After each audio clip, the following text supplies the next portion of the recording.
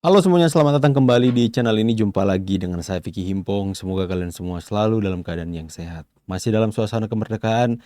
Dirgahayu Republik Indonesia ke-81. Jayalah negeriku.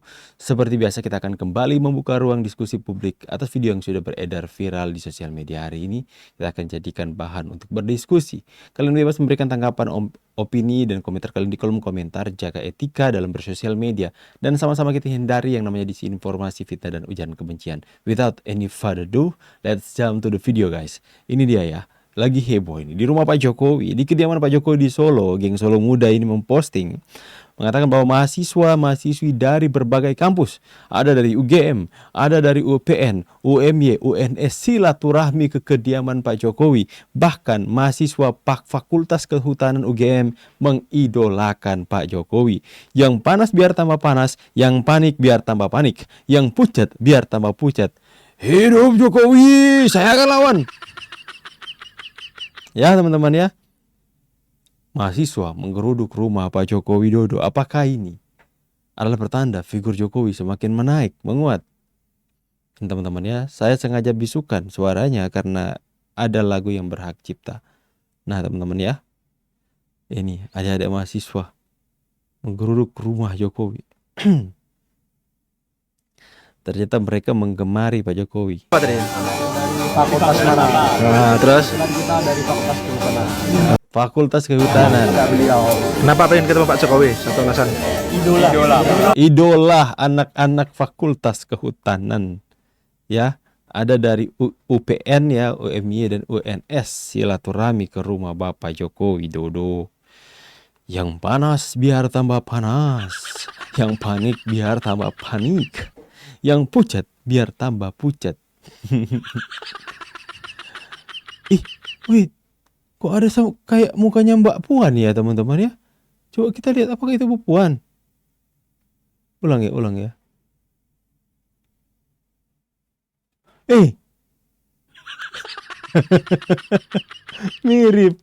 Mirip banget sama Bu Puan ya. Ulang. Aku kaget lihatnya ya. Ingat ya, di sebelah sini dia ya. Ini ya. Ini Bu Puan. Ini Bu Puan kah? Mirip banget loh. Sumpah mirip banget.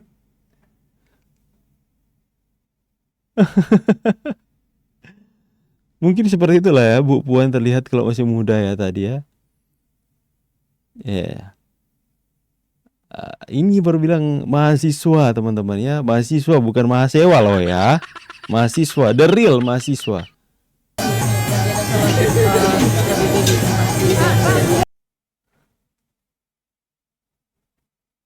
Keren teman-teman. Sampai dosen-dosennya ikut.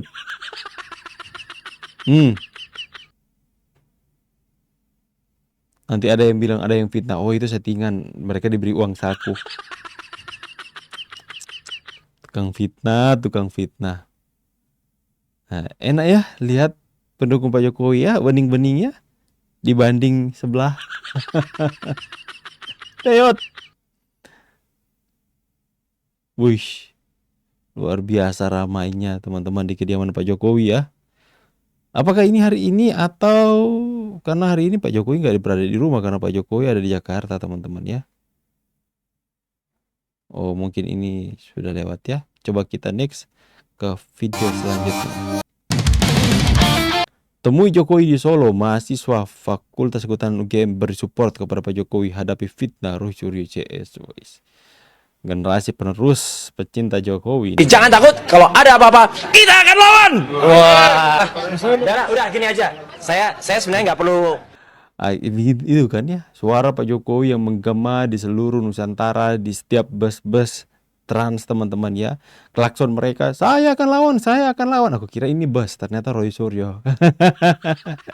Roy Suryo pun mengikuti tren saya akan lawan Pak Jokowi dengan teriak kita akan lawan. Banyak komentar, saya datang untuk sekali lagi mensupport sahabat saya yang luar biasa kita dengar, dan saya setuju tadi penegasannya bahwa kenapa kemarin Dr. Tifa tidak kelihatan di ruang sidang. Beliau ada, saya tahu Ada, tapi itu sikap yang harus dihormati. Yang kedua adalah, ini bukti bahwa antara saya dan Dr. Tifa, termasuk dengan semua kuasa hukumnya, adalah kita tetap kompak, kita tetap bersaksi.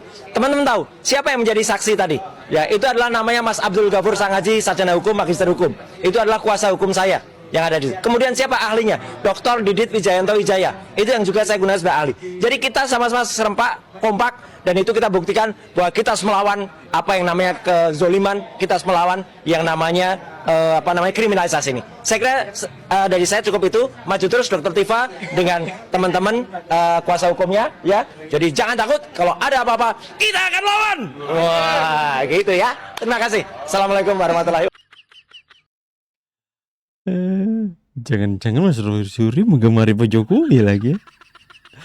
Next. Ditanya apa kepalsuan yang dilakukan oleh Pak Jokowi, tapi tidak bisa dibuktikan. Oke, Buat apa Pak baik. Jokowi memasukkan dokumen? Pertanyaan Bang Firman saya tanya ke Bang Burhanuddin kalau begitu. Silakan. Bang, jadi kalau memang ini pra-peradilan terakhir, pembuktian atau dokumen apa yang akan dibawa untuk membuktikan tuduhan dugaan yang kalian sampaikan bahwa ijazah Pak Jokowi palsu diduga?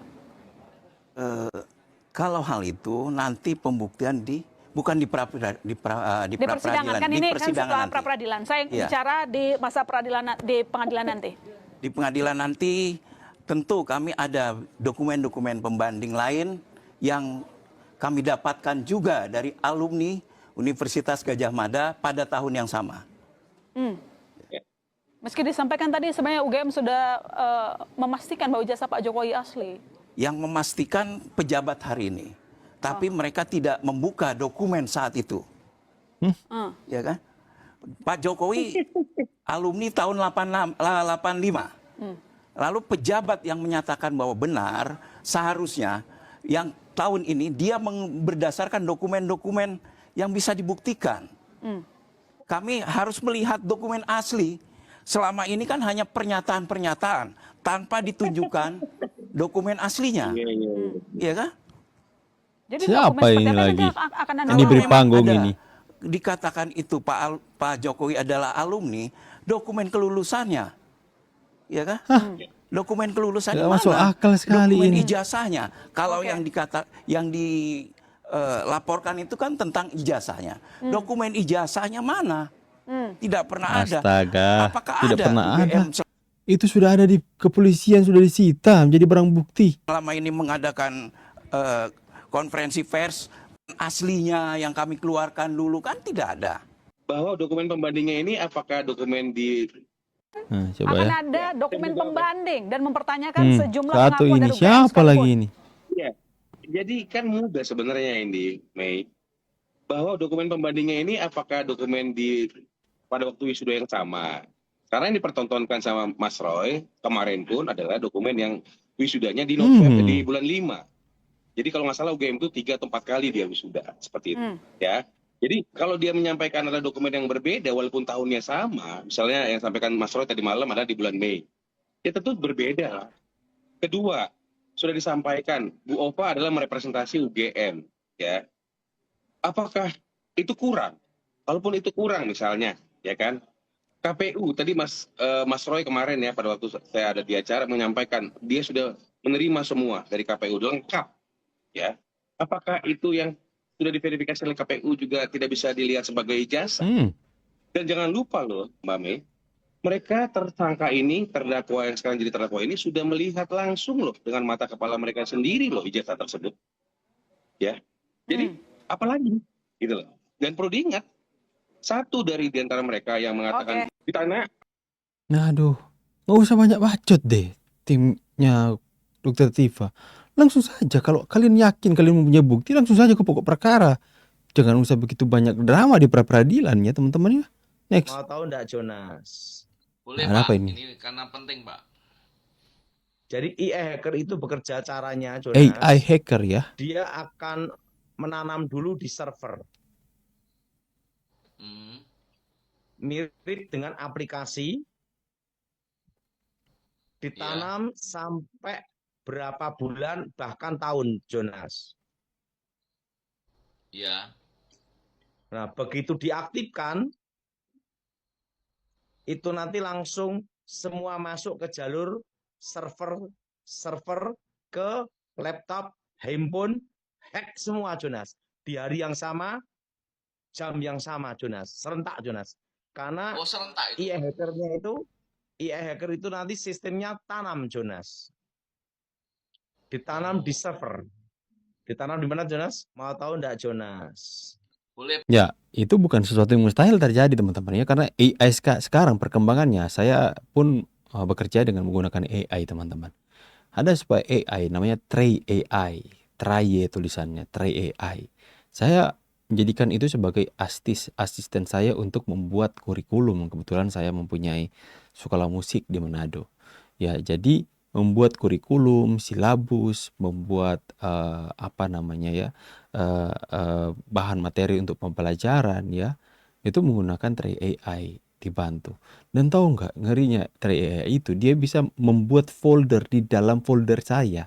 Ya, dia buat folder, dia menyimpan folder. Bahkan kalau saya perintahkan dia untuk mengakses folder di dalam laptop saya, hal-hal yang ada dalam laptop saya dia bisa lakukan teman-teman ya. Artinya dia sudah bisa ada kendali sekalipun dia nanti bergerak sesuai dengan perintah saya untuk mengambil data-data dari laptop saya. Nah, untuk sekarang dia tidak akan mengambil kalau tanpa perintah. Bagaimana kalau misalnya dia sudah mempunyai pikirannya sendiri dan dia bisa mengakses semua hal-hal yang ada di laptop saya. Itu juga bisa terjadi, ngeri ya teman-teman ya. AI dengan segala kontroversinya oleh Dautoni. Jadi sekarang ini beban pembuktian hukum pidana itu ada pada pelapor, yaitu Pak Joko Widodo. Ya. Yang paling ngaco ya. Beban pembuktian itu ada pada Pengacara paling ngaco. Kebalik. Ijazah palsu ini yang harus membuktikan Pak Pola Jokowi. pikirnya kebalik. Siapa yang membuktikan dia harus gini? Siapa yang Diketawain sama praktisi-praktisi hukum yang lain. sebentar. Ya ampun, Gini, sampai minta ampun. Asasnya nih, Mas Aiman ya. Ya. Sebentar dulu, ini mesti belajar. Ini bukan orang hukum, jadi nggak paham ilmu hukum ini. Ya. Biar selesai dulu Mas Aristo. Beliau yang bertanggung. I incumbit probatio cuinicit non cuinegat. Artinya di dalam hukum pembuktian, ini kita bicara hukum pembuktian, bro. Ya, di dalam hukum pembuktian itu beban pembuktian ada pada orang yang memtersangkakan orang, bukan kepada seorang tersangka. Itu beban pembuktiannya di situ. Ya, jadi ketika seseorang mendalilkan bahwa nama baiknya dicemarkan, kehormatannya diserang, maka dia harus bisa membuktikan itu kepada proses penegakan hukum. Misalnya gini, kita bicara real. Misalnya gini, Pak Jokowi merasa bahwa dia dicemarkan, sebenarnya gitu. dia dihasut. Dalam konteks hukum pembuktian. Ya sebentar, Pak Jokowi merasa bahwa dia dicemarkan, dihasut, dikatakan ijazahnya palsu padahal asli. Katakanlah seperti itu. Lalu Pak Jokowi harus membuktikan apa?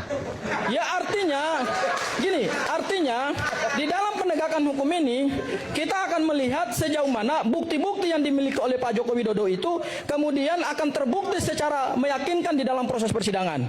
Gini. Ini 11-12 dengan Bang Udin ini teman-teman. Dan harus diingat, bukti-bukti yang saat ini ada di Polda Metro Jaya itu kan baru bukti-bukti sepihak. Buktinya dari Pak Jokowi, buktinya dari UGM, buktinya dari saksi-saksi yang dihadirkan oleh Pak Jokowi. Sistem pembuktian hukum pidana kita itu mengenal adanya pembuktian yang berimbang. Maka itu kami akan menghadirkan saksi ahli maupun saksi meringankan. Pertanyaan saya belum dijawab. Jadi kalau seandainya Pak Jokowi merasa bahwa dihasut, dicemarkan nama baiknya, dikatakan palsu, bagaimana Pak Jokowi harus membuktikan itu? Ya artinya ijazah Pak Jokowi itu harus dibuktikan terlebih dahulu. Konteksnya itu. Kacau. Kita bisa Asal. mengatakan bahwa Mas Roy, Bang Rismon, dan kemudian Dr. Tifa melakukan pencemaran nama baik. Kalau Pak Joko Widodo tidak mampu membuktikan ijazahnya apakah asli ataukah palsu. Keliru itu bro. Tadi sudah dijelaskan oleh Aristo dengan baik ya. Keliru itu bro. Aduh. Pengacara paling naik daun hari ini ya. Bang GS ya. Apa sih Bang GS? Ganteng-ganteng serigala bukan? Kalian cari tahu sendiri. 2032 diaktifkan komputer kuantum. Komputer 4 kuantum. negara. Itu kalau kalian baca di Google teman-teman, sudah menjadi sebuah pencanangan dari Cina kalau nggak salah. Ya, soal Rusia, komputer kuantum. China. Rusia, China, Amerika, Israel. Bentar ya, kita cari tahu soal komputer kuantum. Saya akan bacakan. Komputer kuantum. Ini melihat fakta ya. Komputer kuantum adalah jenis alat hitung masa depan ya, yang memanfaatkan prinsip fisika kuantum seperti superposisi dan keterkaitan untuk memproses data yang rumit secara bersamaan jauh lebih cepat daripada komputer biasa. Teknologi ini dikembangkan oleh berbagai raksasa teknologi dunia seperti IBM dan Google Quantum AI. Ada hubungan dengan AI, qubit, unit informasi dasar yang bernilai 0, 1 atau keduanya sekaligus, superposisi, keterkaitan, kegunaan. Sudah ada pencanangan soal komputer kuantum teman-teman, lagi dan lagi. Lagi dan lagi. Tahun 1909 Daud Tony mulai terbukti waktu saya benar. kecelakaan, mati hidup kembali. Saya ditunjukkan masa yang akan datang, hari-hari akan terjadi. Saya tulis di buku. Bukunya saya serahkan Gilbert. Itu penglihatan tentang siapa presiden, wakil presiden sampai 2035. Itu tahun 96. Sama Gilbert, bukunya hilang. Jadi saya hanya terbatas apa yang saya ingat saja. Nah, tapi sebagian besar saya masih ingat. 2032 diaktifkan. Ngeri ya teman-teman ya. Saya baru dapat pesan kemarin. Suaranya jelas, lembut, tapi tidak berwujud. Pesannya adalah, sayangilah musuhmu, atau kasihilah musuhmu. Nah itu saya setuju. Berserah diri kepada Allah Subhanahu wa Ta'ala. Tanpa pun ada penglihatan atau bisikan, kami melakukan hal itu karena itu adalah ajaran kami, umat Kristiani ya, itu kasihilah musuhmu seperti kau mengasihi dirimu sendiri. Musuh pun harus kami kasihi teman-teman. Terjawab sudah yang... Oh ini sudah ya, kita next ya. Jokowi tiba di istana, pakai beskap hitam dan jalan bareng Ma'ruf Amin. Figur Jokowi semakin naik teman-teman ya. Keren ya. Kemarin kita baru lihat Pak Jokowi mesra dengan Pak Prabowo di rapat tahunan MPR. Sekarang di HUT RI yang ke-81 teman-teman ya. Keren deh Pak Joko Widodo. Saat ini Mari kita doakan Pak Prabowo dan Pak Gibran.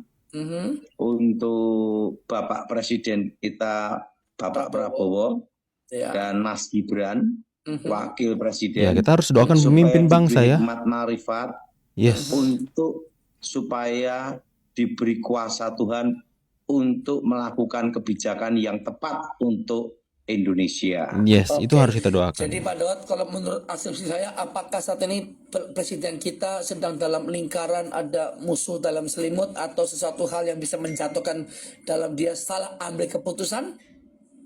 Perlu Thomas tahu bahwa pergantian presiden antara Pak Jokowi dengan Pak Prabowo ini kan ada namanya masa transisi. Betul. Masa transisi itu kan penyesuaian Thomas. Betul. Nah kita berdoa Thomas ya, supaya masa transisi ini berjalan dengan baik. Kan sudah hampir 2 tahun Thomas. Betul.